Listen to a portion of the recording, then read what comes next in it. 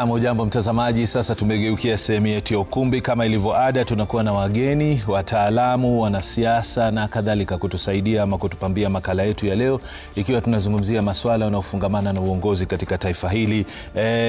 Chini ya muda wa mwaka mmoja taifa litakuwa limeingia katika uchaguzi mkuu. Naamini kama ni mapenzi ya Mwenyezi Mungu, tarehe kama ya leo mwaka ujao kiongozi wa taifa atakuwa ameshajulikana, ameanza kuchapa kazi, ikiwa amewateua mawaziri wapya kuendelea kufanya naye kazi au la. Kama itakuwa ni Rais William Ruto kurejea mamlakani, hilo litafahamika wakati huo. Kama itakuwa ni kiongozi mwingine, pia vile vile itafahamika wakati huo. Lakini kwa sasa tunataka kuzamia swala ambalo linafungamana na ni kitu gani ambacho kinakufanya wewe umtegemee mwanasiasa au anapegenea wadhifa wote, kama ni gavana, seneta, mwakilishi wa kike, mbunge, mwakilishi wodi na kadhalika, au hata ikiwa ni rais. Mara kwa mara imetokea kwamba wananchi wanawachagua viongozi kwa kukubali manifesto zao. Wanapoingia mamlakani, wale viongozi wanabadilika, wanaonekana kuwa ni wenye kuwakilisha matakwa yao ya kibinafsi. Sasa leo tunataka kuuliza swali muhimu. Ni kitu gani ambacho natumainia kutoka kwa mwanasiasa? Bahati nzuri hapa studioni leo nimepata wageni, ni wangwana ambao wamefanya taaluma tofauti, iwe ni ndani ya serikali, katika masuala ya umma, masuala ya kibinafsi, na pia sasa hivi wanamezea viti tofauti vya kisiasa. Sitavitaja wasije wakasema siku moja nilimwambia mmoja anawania na kumbe amebadilisha nia. Lakini karibuni sana katika studio. Nianze na Esther Mushiri aliyeko karibu yangu, ni wakili, anamezea kiti cha uwakilishi sehemu fulani, atasema yeye mwenyewe. Tuko naye Engineer Mumina Wachendo, mwanasiasa, mhandisi tajika, pia anamezea mate kiti cha ubunge sehemu fulani katika taifa hili, atasema mwenyewe. Immaculate Shamala, mchanganuzi wa masuala yetu ya kisiasa, natokea county ninayotokea mimi, Trans Nzoia. Tulikwenda shule pamoja, lakini ameamua siasa ndio za kwake. Karibu sana Immaculate. Asante. Na hatimaye Mohamed G. Galgalo pia anamezea mate kiti fulani. Karibuni sana. Asante. Pengine nianze na swali hili kwamba nyie mnajitosa katika masuala ya uongozi na kadhalika, na kuna wengine wengi watakuwa kutokea. Ikiwa mmeamua kujitosa katika siasa, ni kumaanisha hata nyinyi pia hamna imani na wale wanasiasa ambao wanahudumu kwa sasa hivi. Kwa hivyo nyinyi mnaona kwamba mnaweza mkatekeleza majukumu mazuri. Ikiwa ni hivyo, kwa nini tumuamini mwanasiasa ikiwa hata wale ambao mnashindana nao sasa hivi, ambao mnamezea viti vyao, ni kwamba hamjaamini utekelezaji wao? Nianze naye Mohamed G. Galgalo. Kitu gani ambacho nahisi ni muhimu kwa mwanasiasa kuzingatia katika Kenya ya sasa, ambapo tunasema kwamba wajinga hawapo tena, wanapiga msasa viongozi na wanataka kuchagua viongozi wazuri? Nianze na wewe. Asante sana Bwana Nimrod. Karibu. Na kwanza kwa majina naitwa Mohamed Galgalo, najulikana kama Mohamed Bodicha, mzaliwa wa eneo la Butie, kaunti ya Marsabit, na nawania kiti ya useneta Marsabit County. Vile ulivyosema ya kwamba wanasiasa wa siku hizi hawaangalii hali halisi ya maisha. Watu wanategemea jinamizi la shani, wengi wao wanatumia ndoto kutawala nchi hii, na sisi tunataka kuangalia hali halisi vile maisha ipo, hasa huko mashinani, ili tuweze kusaidia watu wetu nyumbani. Naam. Immaculate, mwanasiasa anastahili kuzingatia maslahi ya mwananchi kwanza, au ya chama, au kiongozi ambaye anampa nafasi kile cheti cha kuwa mbunge, kuwa mwakilishi, kuwa namna gani? Asante. Kipi anastahili kuzingatia? Kwa sababu mwisho wa siku anakwenda kwa mwananchi ampigie kura. Naam. Mambo matatu. Ya kwanza umesema uchaguzi unkuja na kuna wale ambao wanataka kuwania viti mbalimbali na huenda hawana imani. Ni kwa sababu tumekolea kidemokrasia, so baada ya miaka 5 ni vyema twende kuuliza wananchi, mnaonaje? Kuna wale ambao watarudi, kuna wale hawatarudi. Na hiyo ni kumaanisha kwamba Wakenya si wajinga, Wakenya wanakolea na wamebobea katika masuala ya uongozi, kujua kile ambacho wanataka. Ndiposa ni vyema kwamba kila baada ya miaka 5 ni vyema tufanye uchaguzi ili wananchi waweze kutoa scorecard. alitekeleza yale ambayo alidai atafanya ama hapana, na pia inapea mwananchi nafasi ya kuweka sauti yake katika masuala ya uongozi na kupeana pia nguvu kwa wale ambao wanahitaji kumwakilisha katika eneo ambayo uwakilishaji unastahili. Naam.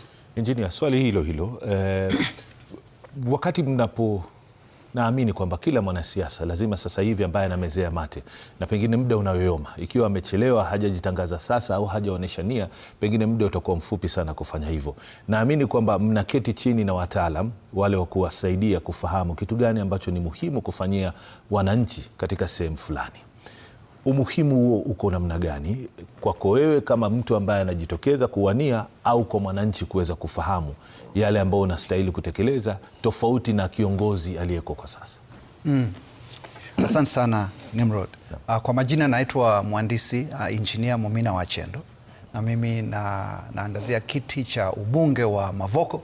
Kwa hivyo mwaka ujao nishajibwaga kwa uwanja na tafuta uongozi kupitia kiti cha ubunge cha Mavoko. Mavoko iko Machakos County. Mimi ni mzaliwa hapo na nimeishi hapo miaka mingi. Sasa nimerudi ili tuweze kumaliza kazi ambayo tulianzia miaka 23 iliyopita. Kwa hivi sasa hatuna imani, ni kusema hivi, kwa sababu swali lako ni tunatumaini gani katika wanasiasa. Kwa hivi sasa maoni yangu ni tumaini kwa wananchi kwa wanasiasa ni iko chini sana. Na kuna sababu mbili za muhimu na za msingi ambazo zinaleta shida na ni changamoto katika maisha ya wananchi wa Kenya. Moja ni ufisadi. Ufisadi wa hali ya juu ambao umeenea kila mahali toka chini mpaka juu. Na cha pili ni uongozi duni ambao unachangia ule ufisadi.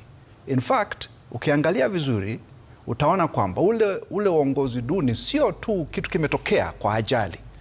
Huu ni mpango wa viongozi tangu awali ili watuchanganye ili waendelee na kuiba mali yetu. Ndio ufisadi. Ukiangalia hata wabeberu walipokuja Kenya walikuwa wanakuja kupora tu. They were simple thieves. Na tangu wakati huo tumekuwa tukipora. Kwa hivyo sasa mambo ni mawili, ufisadi na uongozi duni. Kwa hivyo sasa ndio sasa unapata wananchi hawana imani na wanasiasa, kwa sababu wanasiasa ndio wenyewe wanaoleta uongozi duni na ndio wanachangia zaidi na ndio pia beneficiaries wa ufisadi. Those are the two things that are. Kwa hivyo sasa ukipata hizo mbili, basi wananchi sasa hawana imani. Mimi sina imani na uongozi uliopo sasa, na sio sasa tu, ni uongozi kwa kirefu nilipoongelea. Asante, umezungumzia vizuri, lakini tutakuja kwako baadaye, kwa sababu ukisema wewe huna imani, sasa kwa nini mwananchi nawe awe na imani na wewe? Kipi ambacho tofauti? Kwa sababu kwa bahati mbaya inaweza ikatokea nyote mkafaulu.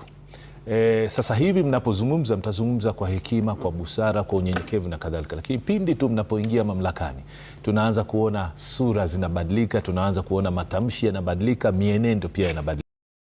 Je, kwako ikiwa unazamia kwa sasa hivi, kuna vitu ambazo lazima uzipe kipaumbele, kiutu, kiubinadamu na kadhalika, kwa mwananchi wa kawaida, moja kwa moja, vitu gani ambao unahisi ni muhimu kuzingatia kama mwanasiasa ambaye pengine anajitosa kwa mara ya kwanza au anatarajia kuchaguliwa kwa mara ya kwanza? Asante sana. Kwanza nianze kwa kusema mimi ni wakili Esther Mushiri kutoka Kirinyaga County, na wania kiti cha ubunge cha wanawake, that is woman rep, mwaka wa 2027. Na ningetaka kusema kwamba mimi nimehitimu kama mwalimu wa mawakili na pia yule mtu ambaye amespecialize na mambo ya governance in Kenya hadi kiwango cha doctorate. Na ningetaka kusema kwamba katika nchi hii tumekuwa na shida kubwa sana ya marudio ya mienendo ya viongozi ya kuja kule mashinani, wanadanganya wananchi, wanasema watafanya hivi lakini hayo hayatimizwi. Na kwa hivyo tunaona kwamba ni vizuri mwananchi aweze kujua kwamba kuna tofauti ya kiongozi na mwanasiasa. Na ile kitu ambayo inahitajika katika nchi hii ni tuanze kwenda kwa mwenendo wa kuchagua viongozi, tuachane na wanasiasa. Wanasiasa ni watu ambao wanakuja wanapiga kelele, wanakuambilia mambo ambayo ni uongo, na tena wakishachaguliwa wanatoroka, wanakuja wanaishi Nairobi. Kazi yao ni kuishi maisha ya kifahari, wakati wale ambao waliowachagua wanaendelea kuishi maisha ya kudhoofika na ya shida zaidi. Sasa hivi katika nchi yetu tunazingatia mambo ambayo yameweza kumwathiri mwananchi kwa kina sana. Kwanza ni yale mambo ya tax.